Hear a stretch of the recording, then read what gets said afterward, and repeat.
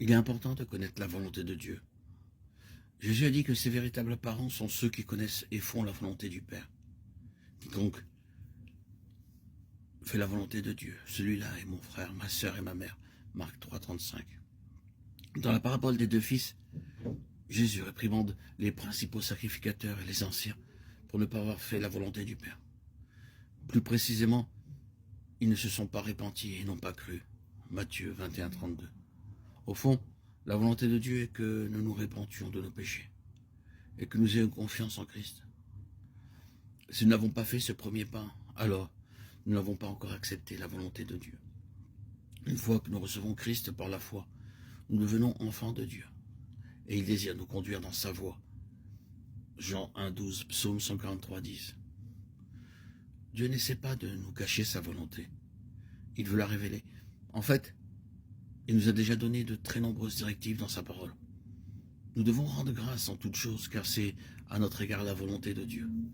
1 Thessaloniciens 5,18. Nous devons faire de bonnes œuvres. Et la volonté de Dieu est que vous soyez sanctifiés. C'est que vous absteniez de l'immoralité sexuelle. 1 Thessaloniciens 4,3. 1 Pierre 2,15. La volonté de Dieu est connaissable et éprouvable.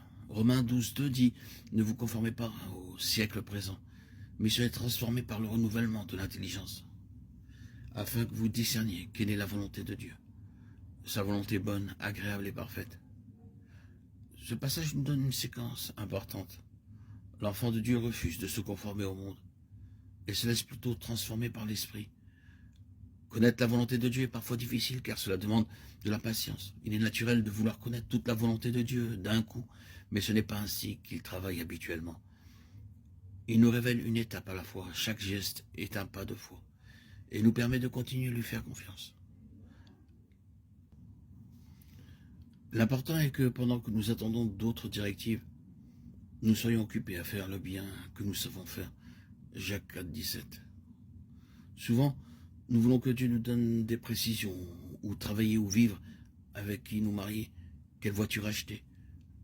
Dieu nous permet de faire des choix, et si nous nous soumettons à lui, il a des moyens d'empêcher les mauvais choix. Acte 16, 6, 7. Plus nous apprenons à connaître une personne, plus nous devenons familiers avec ses désirs.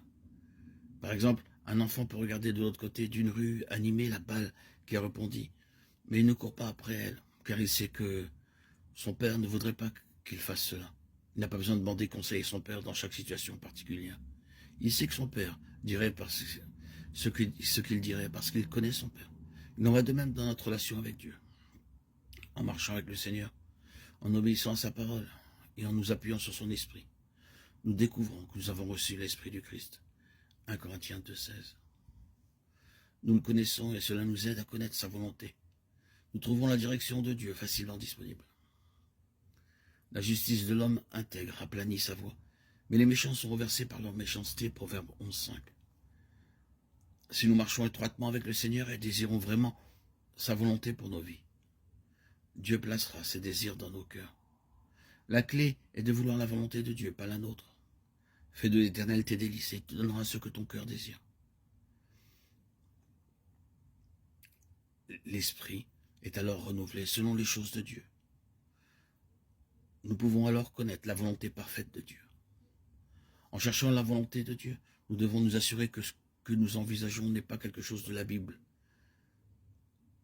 Par exemple, la Bible interdit le vol, puisque Dieu a clairement parlé de la question. Nous savons que ce n'est pas sa volonté que nous devenions des braqueurs de banque. Nous n'avons même pas besoin de prier à ce sujet. Nous devons également nous assurer que ce que nous envisageons glorifiera Dieu et nous aidera ainsi que les autres à grandir spirituellement.